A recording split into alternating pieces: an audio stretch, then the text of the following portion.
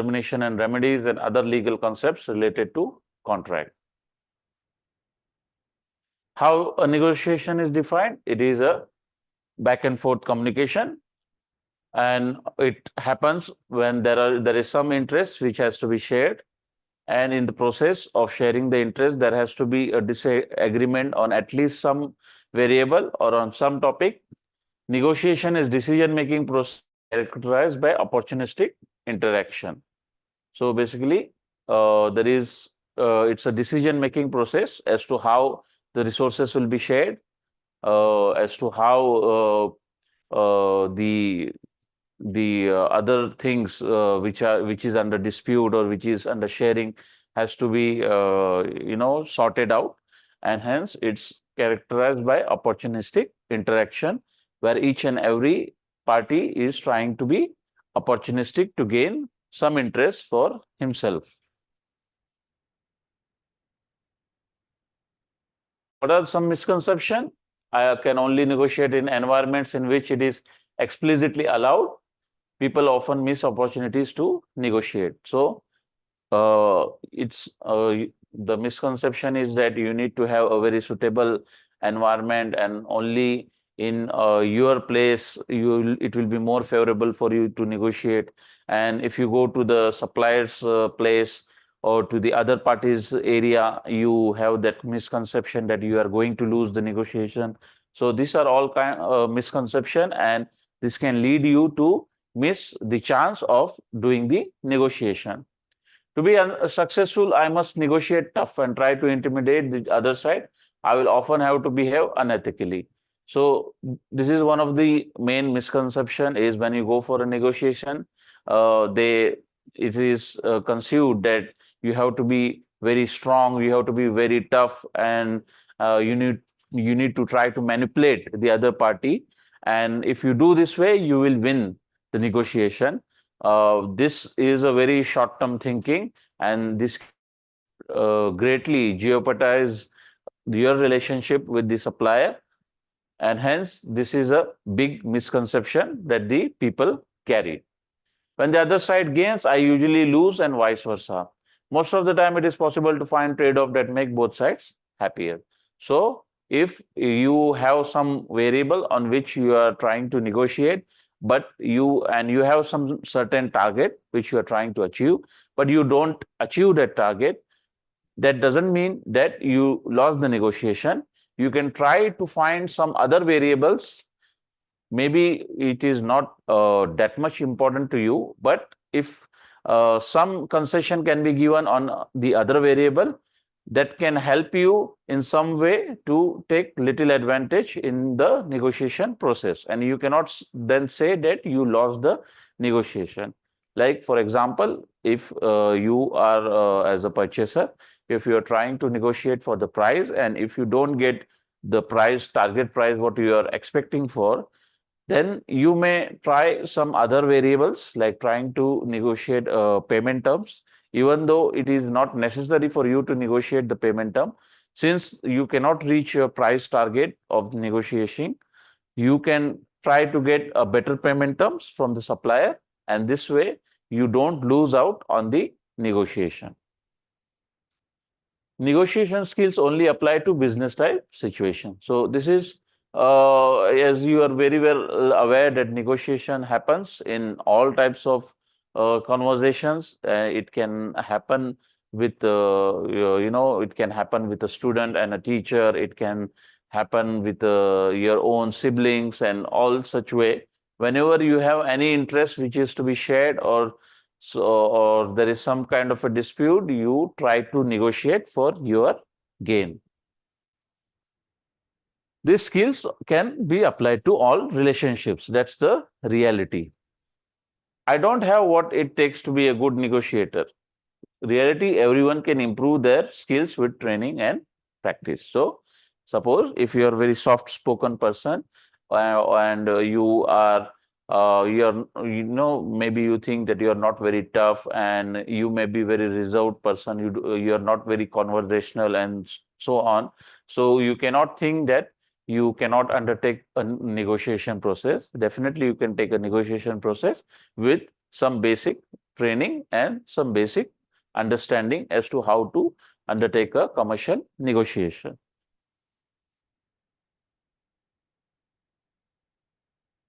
So negotiations, exciting tool, executive tool, buyer perspective, price and cost analysis, negotiation position, negotiate, reach, agreement, award, contract.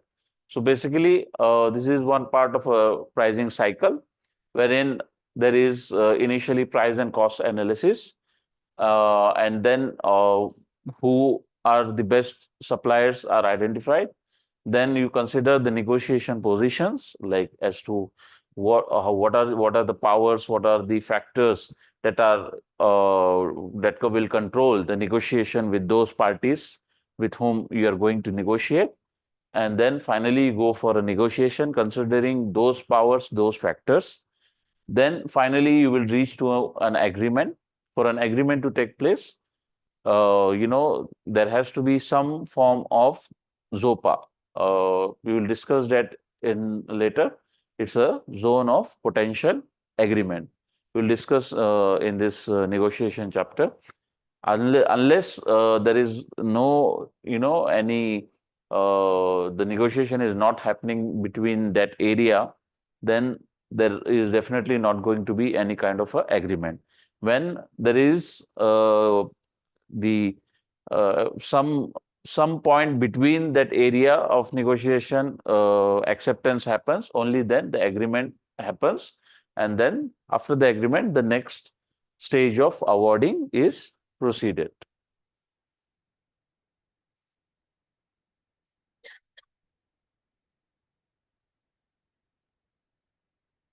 When is it a good time to negotiate? So from buyer's perspective.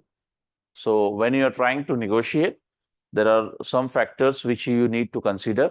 It's not like that, yeah, you got a requirement and you got some quotations and you just go to 2-3 best suppliers, you negotiate and finalize. It's not that simple. You need to consider when is the best time to negotiate. However, remember, in some cases, you have no other alternative.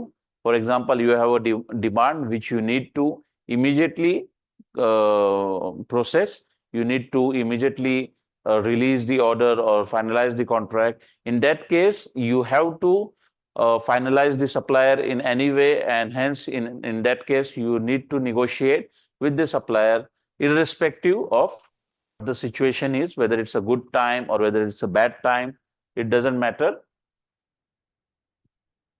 And hence, the negotiation has to proceed. But however, in some ways, however, in other cases, you need to consider certain factors, like when you are well aware, informed about the product, the company you are going to deal with, and know the state of the marketplace. So when it's a good time to negotiate is when the specification of the product is clear and the company with whom you are going to negotiate has proper credibility. You have dealt with him before, or he is a known brand in the market, and you know the state of the marketplace, how the prices are, whether the current price of that commodity or that service is at the very high level, and you expect it to go down in some time. Then rather than going for negotiation at that time, you can wait for some time, and then later on when the market prices have gone, then you can try to negotiate. Otherwise, there is no sense that already the prices are at peak and you try to negotiate with him for lower price. Then it is not a good idea. When the supplier is in a hurry to make an agreement with someone quickly. So there may be a case when even though your requirement may be, let's say, after a few weeks or after a few months for certain commodity or a certain service or certain product. However, the supplier of that product, he is eagerly wanting a business, maybe to fulfill some goals of his, maybe to make his production capacity at 100%, or maybe he's not having enough business and he's trying to gain some business from you. So in that case, you can go for a negotiation and try to gain maximum advantage as possible.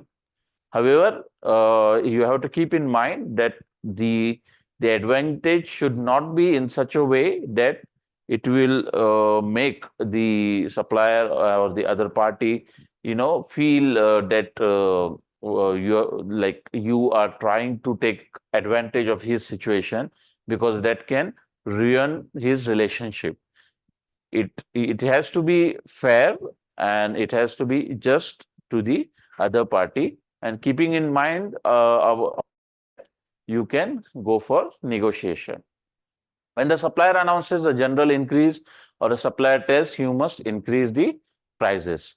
So suppose if you are getting any product or service from a supplier, and this is repetitive supply from, say, a few months, or maybe from a few weeks, or maybe for a few years, and after some time the supplier says that I cannot maintain the same price, and we need to renegotiate the prices. Yes, in that case, the buyer can go for negotiation. When you are trying to out a new contract type or contracting procedures that may be unfamiliar to your suppliers. So anything new, any new contracting type, or new procedures which is not very familiar to the supplier, and there is a lot of confusion which is there, in that case, it's a good time to go for a negotiation. So when is the bad time for negotiation from the buyer's perspective? When you need the product or service immediately. So as I told you before, there are some cases for which you need to negotiate, whether it's a good time or bad time. And yes, it's when any product or service is needed very urgently, yeah, you can try to negotiate, but you should not spend too much time negotiating.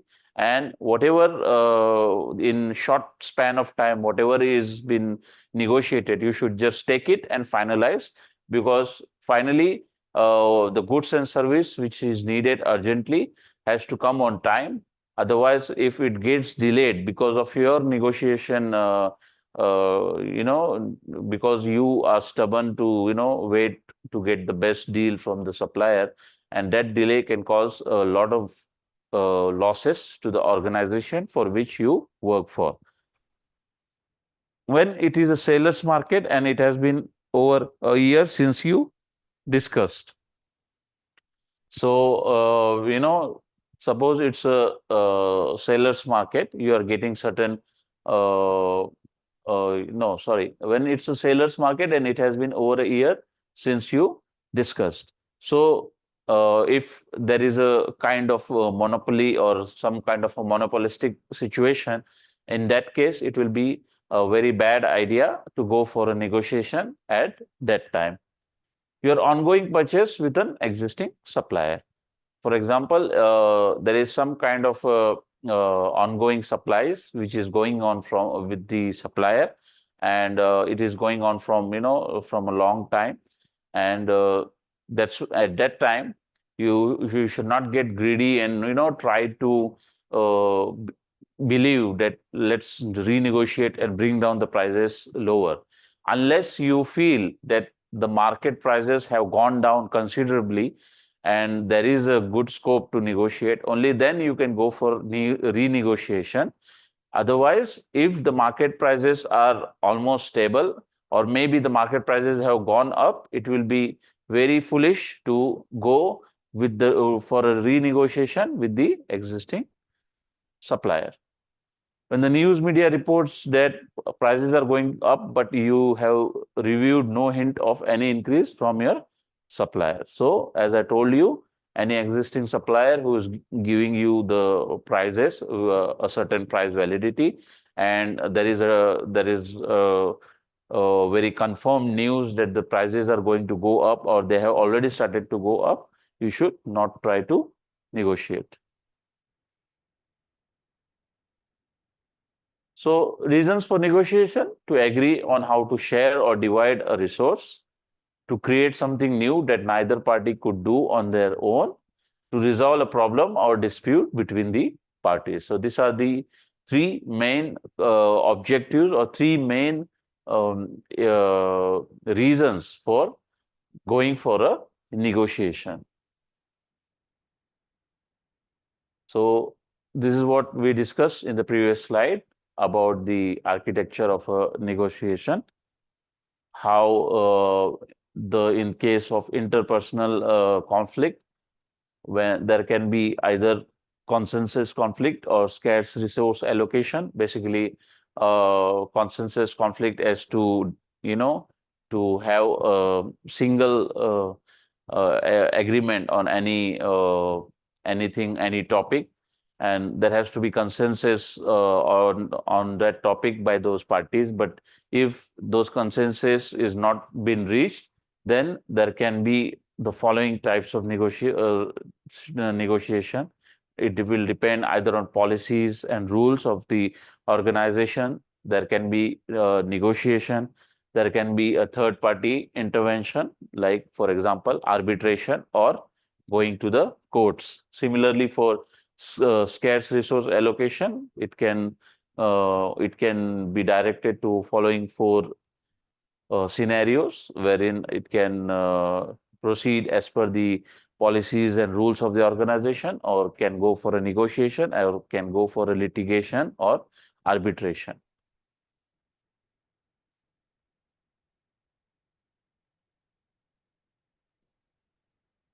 So when is negotiation needed from buyer's perspective? When the buyer and the supplier wish to arrive at a quality contract. They want to have a deal. They have that eagerness to make a deal, and only then there is a high probability of getting the deal. Then the negotiation is definitely needed. So when is negotiation or bargaining used? So basically, let's see what's a bargaining and what's a negotiation. What is the bargaining? An informal process often involving haggling over price. What is negotiation? More formal process that occurs when parties are trying to find a mutually acceptable solution to complex conflict. So basically, what is the difference between the two? Bargaining is mostly about, trying to reduce the price as much as possible. One party is trying to reduce the price, the other party is trying to keep high margin. So those kind of discussion is called a bargaining. And what is a negotiation? Negotiation is a very tactical and strategical way in ensuring both the parties achieve what they actually intend to get it. So in bargaining, you only discuss about the price. In negotiation, you try to find the underlying interest of the negotiating party, and accordingly, you make necessary discussions.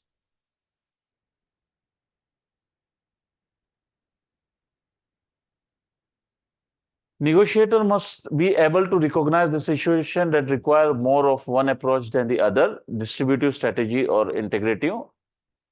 Negotiator must be versatile in their comfort and use of both major strategic approaches. So basically, the negotiator, the purchaser, should understand when to go for a bargaining style of way, which is a distributive strategy, and when they wish to go for actually a proper official negotiation kind of a method, when to go for a integrative type of approach. And negotiator must be versatile in their comfort. So the negotiator should not be very rigid, that I will only discuss over the email, I will only discuss over the telephone, I will only discuss over face to face. So he should be very flexible so that he can negotiate with diverse types of suppliers and other stakeholders. So steps in negotiating a contract is basically what's the steps? Planning and preparation, organization, fact-finding, objectives, pre-negotiation review, negotiation conference, and documentation. So negotiation is a step, is a process which has multiple steps which need to be followed in a sequence. Basically, you can consider negotiation as a kind of, let's say, a drama. When there is any drama to be performed, you first finalize the artist, okay? Then you finalize the script. Then you do a rehearsal. And finally, you do the actual drama. So negotiation is a similar way. You understand the stakeholders who is going to be, who are the persons who will be involved in the negotiation. Then you have to understand the script. You need to, prepare the variables, the agenda of the negotiation, what's going to happen. And then you should do a kind of a rehearsal, or you can say, you need to anticipate like as to what will happen. From the start till the end, you need to just go through, try to visualize the negotiation, what will actually happen, what the problems can happen, and try to keep a plan in place to mitigate those risks. So this is the way that there is a steps involved in the official negotiation. First step is planning and preparation. The first step of planning or preparation is probably the most important. So as I told you, like there has to be a proper agenda and a proper script which has to be ready. So unless there is no proper planning or there is no any preparation, there is high chances for negotiation to falter. Or even when the negotiation concludes and you think that you have won the negotiation, in reality, when the actual, the things happen and the actual contracting is done, then you will understand that you have lost out or you have actually lost the negotiation, and that can be because of a improper planning and lack of awareness of variables involved in the negotiation. Includes the process of price and cost analysis, the development of the buyer's preliminary negotiation positions. Based upon those analysis and planning the strategy and tactics for impending negotiation conference. So basically, what's included in the planning is you consider how is the market and what is the cost involved and what is the value involved, what is the duration involved, and the how is the position of you and the supplier, whether you are having multiple suppliers and those suppliers are not having much buyers. What is the the balance of the buyer and supplier? Maybe there is a monopolistic situation, there is only one supplier, or there may be a very balanced market wherein there is equal number of buyers, equal number of suppliers. All those analysis, detailed analysis has to be made to understand the position of the buyer and the supplier. One important product of this step is agenda for negotiation. So as I told you, it's very important to create a detailed agenda of the negotiation, and it is very important to stick to the negotiation according to stick to the agenda of that negotiation.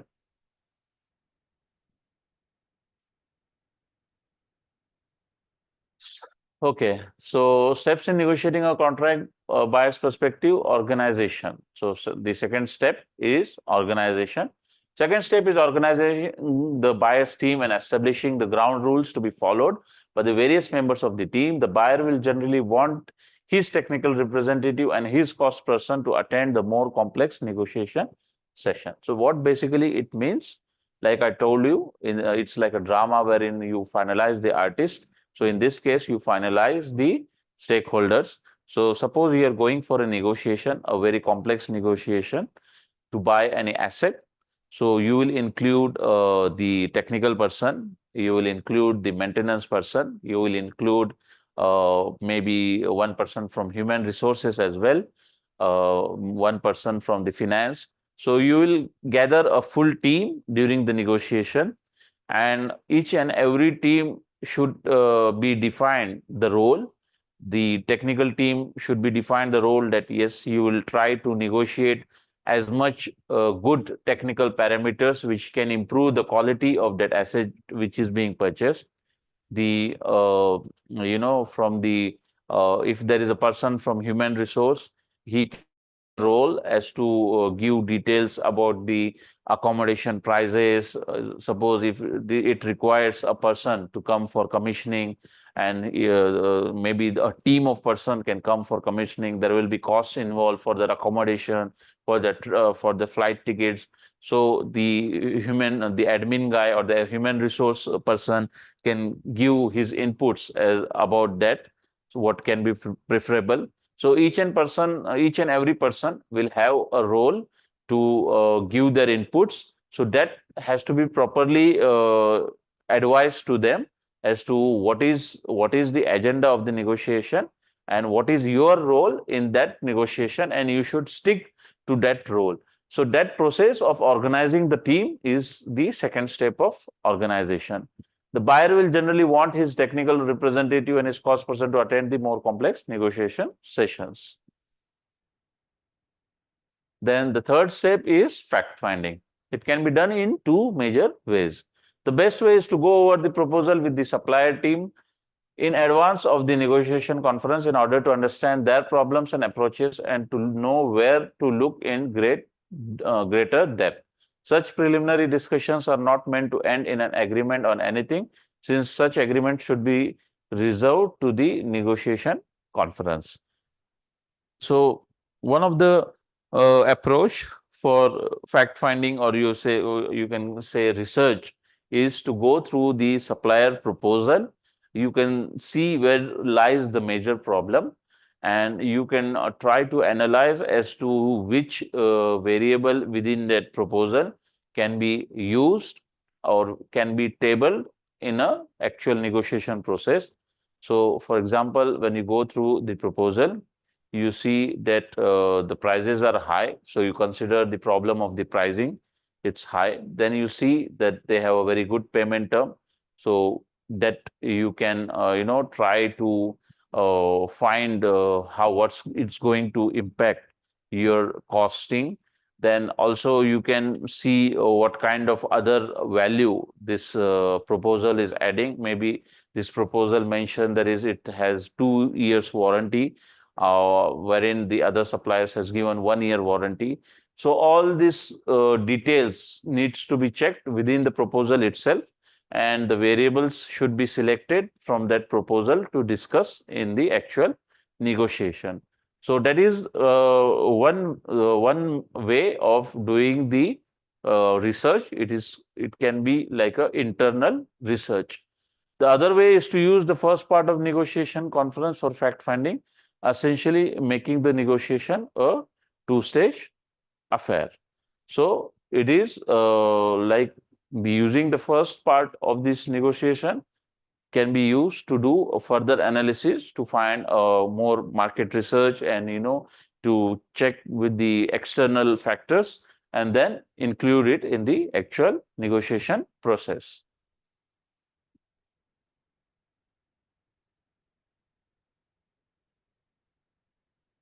Objectives. After the facts are known and issues relating to those facts are resolved, the buyer's team must identify those issues which still remain and formulate positions on those issues. So basically, when the finding is done, and there may be some issues which are resolved. Let's say the payment term is an issue. They are asking for maybe advance payment, partial advance, or maybe full advance, and you discuss with the finance team, and the finance team is okay with it. Then one of the issues is resolved even before going for the actual negotiation, and then those issues which cannot be resolved before going for negotiation, those has to be kept separately and then go on to discuss in the actual negotiation process. The buyer should think of a range of position all the way from maximum price she is willing to pay to the position when she would like to pay, assuming everything goes right in the negotiation. Somewhere in the middle would be what the buyer really expects to pay, which is objective position. Like I told you, there is a term called zone of potential agreement. Only those objectives fall within those zone of potential agreement, then the actual negotiation can happen. So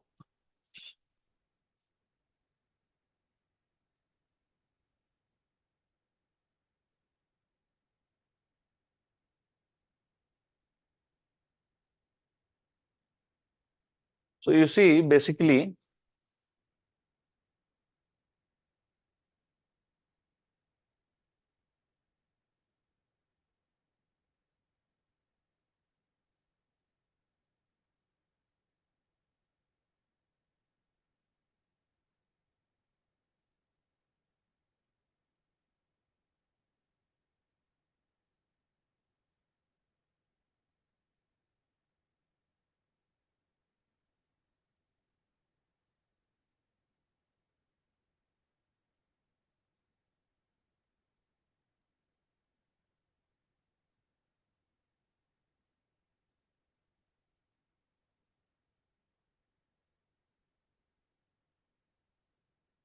the red one is, say, a buyer's position.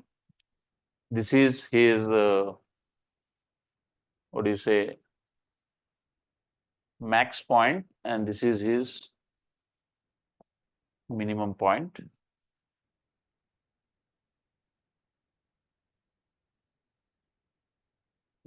Then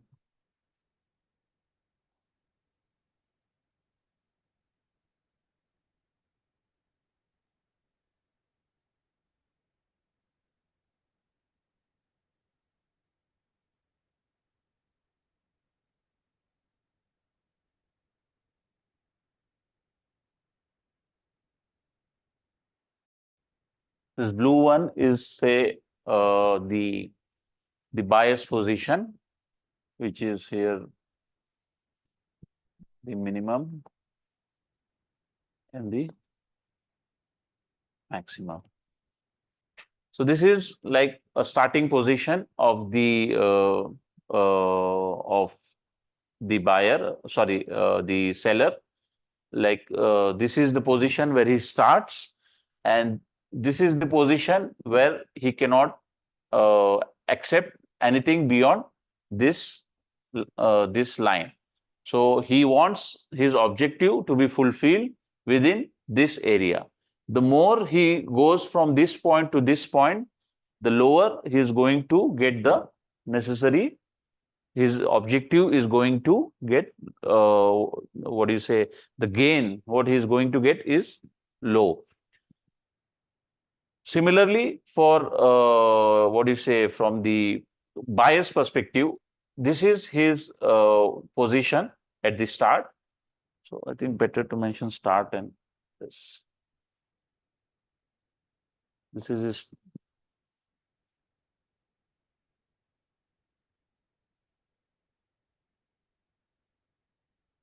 This is his start, and this is his minimum expectation. Similarly, here, this is the start, and this is the minimum expectation. So, for example, just for example, suppose there is a variable delivery. Okay. So, what this buyer will say, I want a delivery time of, say, 2 weeks. Okay. And what the supplier will say that he can give the delivery in 8 weeks. So this is the starting point of both the parties. Now, the buyer can accept a maximum of 5 weeks delivery. That means any delivery which happens after 5 weeks, it's not going to work out. Similarly, this supplier cannot give earlier than, say, 4 weeks. Okay. So the agreement is going to happen between this area, between 4 weeks and 5 weeks. So either the negotiation will happen on the for 4 weeks or 5 weeks. So there is some area which is overlapping, and this overlapping area is necessary to reach an agreement. So consider another scenario.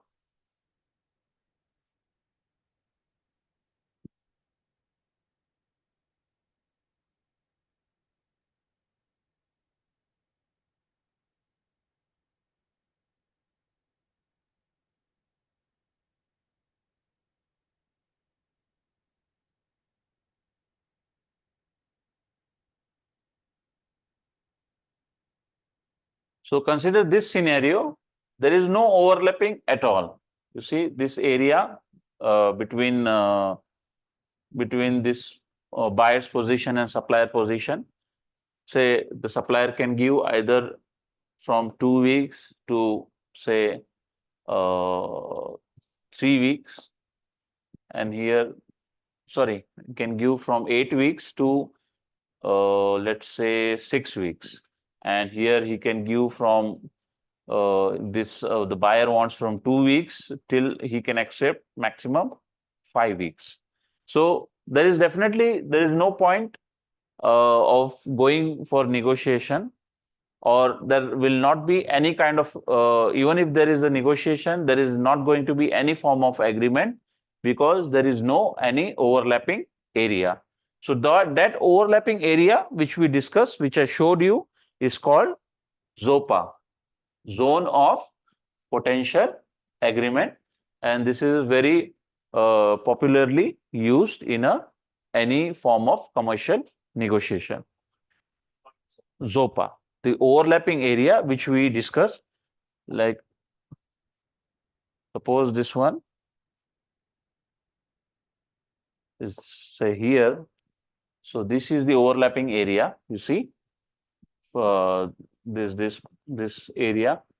So this overlapping area where there is what do you say, the probability of the agreement to happen is called ZOPA. So you can try to estimate the ZOPA for the supplier side. So once you try to figure out what will be the supplier's ZOPA, you can also figure out when you try to figure out the minimum, the lowest point and the highest point of the buyer's position, then you can try to estimate the ZOPA within which the agreement is actually going to happen. So this overlapping area is necessary for the agreement to be reached. Okay.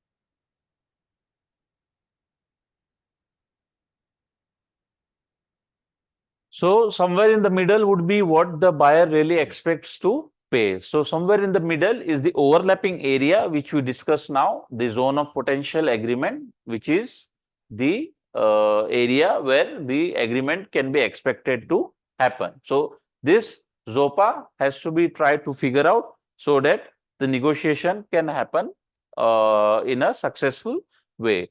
If you figure out that there is no ZOPA, then there is no point of going for a negotiation. Pre-negotiation review. Most buyers have to seek higher level approval for their negotiation positions. This higher level approval will require him or her to document the basis for his positions, including the documentation of the price and or cost analysis performed. So basically, for when actually going for a negotiation, depending on what kind of authority been provided by the organization, you may have to consult the higher management and give them the plan as to how you are going to negotiate, and that plan you need to document it so that it can be used for any future reference.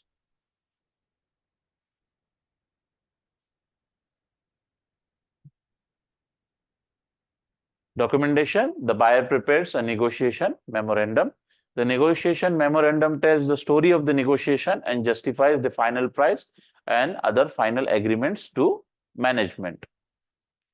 Master the key paradoxes negotiation. Negotiation embodies a set of paradoxes, seemingly contradicting elements that occur together.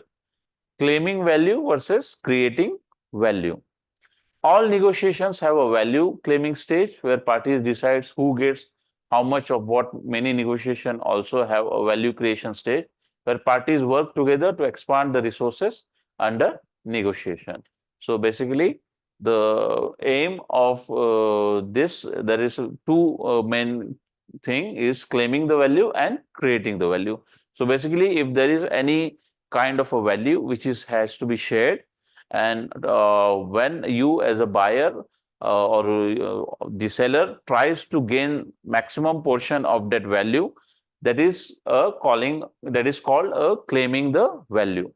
When you say creating value, it is like you try to add more variables and you try to increase the value, and then you try to distribute that value is called creating value. So basically, it's like a pizza. When you say claiming value, you try to take maximum portion of your pizza. When you say creating value, it is increasing the size of the pizza so that both the parties can be satisfied when they get their necessary share. Distributive skills are called for in the value claiming stage.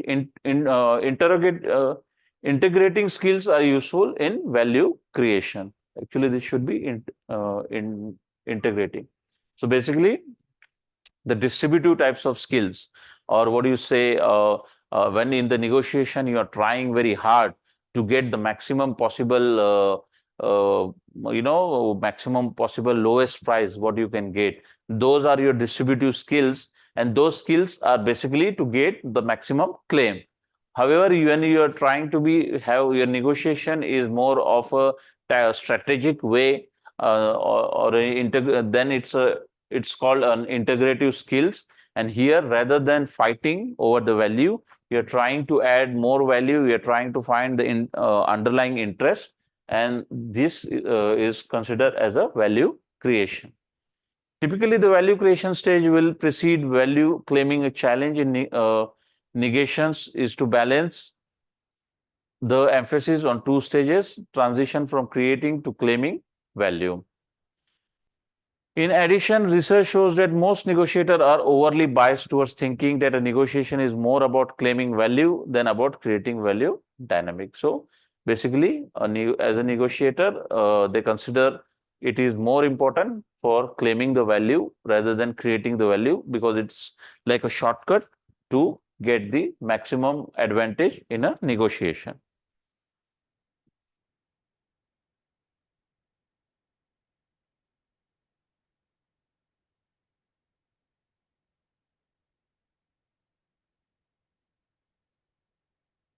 Honest and open versus closed and opaque. So what's an honest and open type of negotiation compared to a closed type of negotiation? Negotiation face the dilemma of honestly, how open and honest should I be with the other party. Negotiators who are completely open and tell the other party everything expose themselves to the risk, and other party will take advantage of them. We suggest that negotiators should remember that negotiation is an ongoing process. As the negotiation may positive progress, they should be building trust and hopefully feeling more comfortable about revealing more information to other party. There is some information that should probably not be revealed. For example, the bottom line is a distributive negotiation, regardless of how well the negotiation is progressing. So basically, when it comes about the honesty and openness, as a good negotiator, you should try as much as possible to be open to your to the suppliers. You should tell your position. You should tell that what is your budget, what is your objective, and why is that is your objective, and all such things has to be very openly told to them.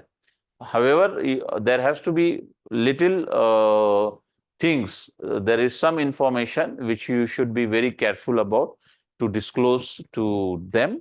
Like, for example, they may ask